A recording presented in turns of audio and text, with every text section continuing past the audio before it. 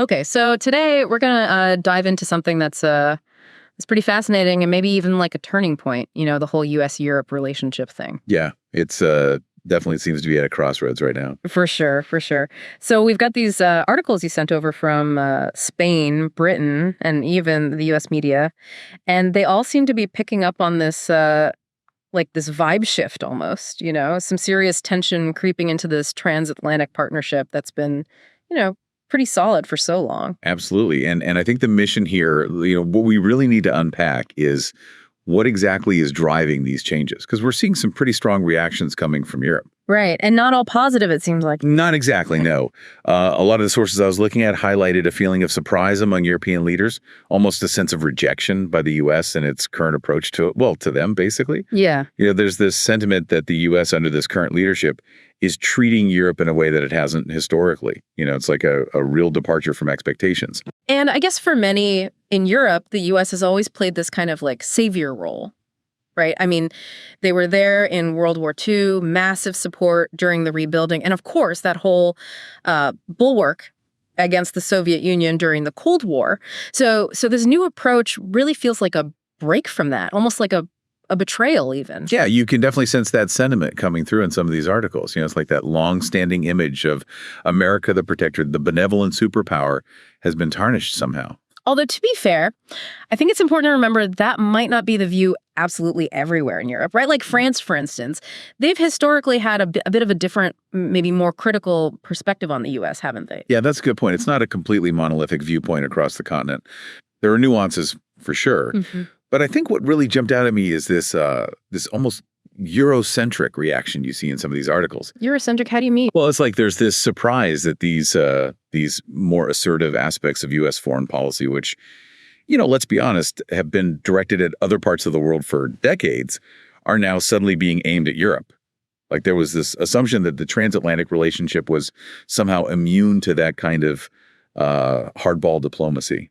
It's almost as if they thought they were in this special category, right? Like above it all, somehow protected by these close ties. Exactly. But to really understand why this shift is happening now, I think we have to zoom out a bit and look at the bigger picture of U.S. foreign policy. Because honestly, this current approach, it might not be as out of character as some in Europe seem to believe. Yeah, I mean, one of the sources kind of hinted at that, right? Like this whole idea that the U.S. has always had this expansionist tendency. Oh, absolutely. Yeah. And you don't have to look far for a prime example. I mean, think about the U.S. and Mexico back in the 19th century. Okay, yeah, I vaguely remember learning about that in school. Well, the U.S. first supported Texas, seceding from Mexico, and then boom, they initiate a war. And the end result, well, Mexico ends up losing a huge chunk of its territory. It's pretty striking when you think about it.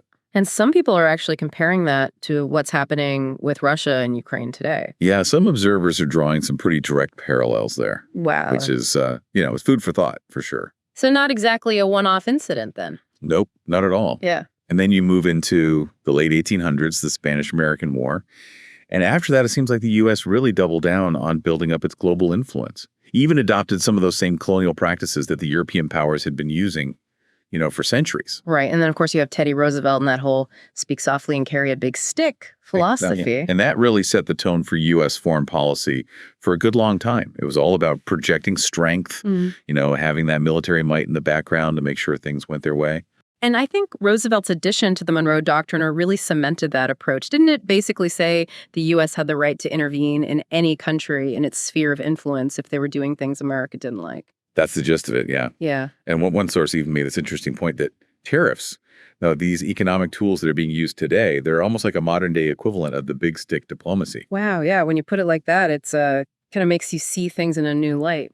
And then throughout the 20th century, this interventionist approach, it really played out in all sorts of ways, especially in Latin America. I mean, you had everything from direct military interventions to funding opposition groups to straight up backing coups. I mean, the list of countries is honestly pretty shocking. Colombia, Haiti, Mexico, Dominican Republic, Honduras, Nicaragua, Guatemala, Ecuador, Cuba, Brazil, Chile, Bolivia, Uruguay, Argentina. It's a long list, and it really makes you realize how active the U.S. has been in shaping the political landscape in that region. And of course, we can't forget about U.S. involvement in Asia, the Vietnam War, obviously. and then later the wars in Iraq and Afghanistan. So it's not like this is a new thing for the U.S. to be projecting its power on a global stage. Right. And even when they weren't using direct military force, there was often that economic pressure you mentioned earlier, right? Absolutely. Economic levers were a key part of U.S. foreign policy for a long time. You're trying to influence other countries' behavior, sometimes not always, in ways that were beneficial to those on the receiving end. So when you look at the way the current administration is dealing with Europe, it's important to see it within this broader historical context of how the U.S. has wielded its power on the world stage. Okay, so let's get into that then. What does the current U.S. stance on Europe actually look like based on these sources we've been looking at? Well, some of them made a pretty stark picture, to be honest. There are reports that key figures in the administration have a pretty negative view of Europe. Some advisors have even used some pretty dismissive language, apparently, calling Europeans pathetic freeloaders and things like that. Wow, okay, so not exactly a glowing endorsement. Not really, no. And there have been some pretty tense interactions with European leaders, too. Like there was this incident that was described as a public scolding of Ukraine's president. And then there were those critical remarks made at the Munich Security Conference. And then you have that statement from a U.S. defense official who basically said, Europe has become a secondary concern for the U.S. So a pretty big shift in priorities then. I mean, for decades, the Transatlantic alliance was seen as this cornerstone of U.S. foreign policy. And now it sounds like it's been downgraded significantly. That's definitely the impression you get from these sources. And it seems like instead of focusing on Europe, the U.S. is really putting its energy into its relationship with Russia. Which seems kind of counterintuitive given everything that's going on right now. Well, the theory is that it's all part of a bigger strategy to counter China. You know, the U.S. sees China as the main rival in the long run, politically, economically, technologically. So the thinking is they need Russia on their side to be able to effectively push back against China. So it's all about the long game then? That's the idea. Yeah. And there's even this pretty cynical theory floating around that the U.S. was initially trying to take advantage of Ukraine's reliance on its resources. Yeah. And then when the Ukrainian leader didn't show enough gratitude, they used that as an excuse to push for a peace settlement that basically amounts to Ukraine giving up a lot of ground. So using the whole situation to their advantage then? That's one interpretation anyway. Yeah. And it's interesting they keep bringing up Teddy Roosevelt again. Apparently, the current president is a big admirer of his, and there's speculation that he's trying to model his foreign policy on TR's approach. You know, maybe even hoping to broker some kind of grand peace deal like Roosevelt did back in the day. So trying to step into those historical shoes then. So how is Europe reacting to all of this? Because it sounds like a pretty dramatic shift for them to deal with. It is, and it's causing a lot of division and uncertainty. You know, on the one hand, you have some European leaders who are still pushing for tougher sanctions against Russia. They're talking about how peace can only be achieved through strength and really trying to project this image of European unity. But I'm guessing it's not quite that simple, is it? No, definitely not. Yeah. I mean, behind the scenes, there are some pretty serious disagreements within Europe. You know, things like whether to use those frozen Russian assets and the whole question of sending European troops to Ukraine without any firm security guarantees from the U.S. Those are some pretty major points of contention. Yeah, I can imagine. And then there's still that hope that maybe the U.S. will change its mind and get more directly involved militarily. Right, exactly. It's like they're clinging to that old image of America the protector, even though it's becoming increasingly clear that that might be a fantasy at this point. And didn't that summit in Paris really lay bare those divisions within Europe? Yeah, I think it did. Yeah. I mean, on the surface, you had all the European leaders reaffirming their commitment to Ukraine, talking about sending support forces once a peace agreement is in place. But when you look at the details, it's all very vague and uncertain. And you have Ukraine's president saying flat out that giving up any territory is not an option for them. So a lot of talk, but not much concrete action, it seems like. Yeah. And one source even suggested that Europe might be intentionally dragging things out. Yeah.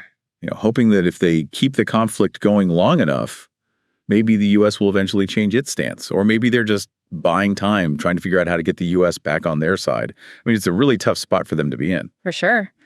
And then you have that whole question about NATO's Article 5 commitment, which has always been the bedrock of the alliance. Yeah. You know, the idea that an attack on one is an attack on all.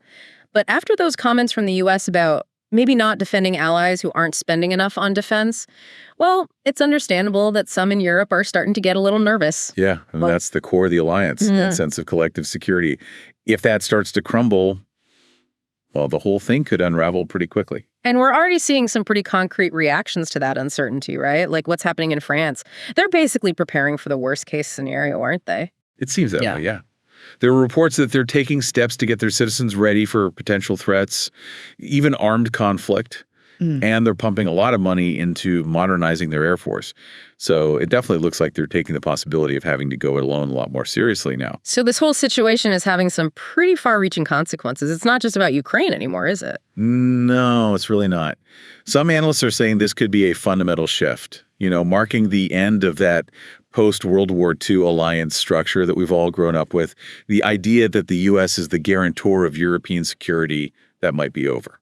And I guess what's really worrying Europe is this feeling that the U.S. doesn't really see them as a valuable partner anymore, right? Like one source said there's this sense that the U.S. now views Europe as both a strategic and ideological competitor and also as this kind of parasitic ally that's not pulling its weight. And the fact that the U.S. seems to have this admiration for these strongman nationalist leaders and that they're openly criticizing the whole structure of the EU, well, that just adds fuel to the fire, It makes people wonder what the U.S. really wants for Europe in the long run. Yeah, it's creating a lot of anxiety for sure. And the possibility of a smaller U.S. military footprint in Europe, that's a huge deal for those NATO members who have been relying on that security umbrella for so long. It's going to be incredibly difficult for them to adjust to that new reality. One analysis suggested it could take 5 to 10 years for Europe to really rearm to the point where they can stand on their own 2 feet.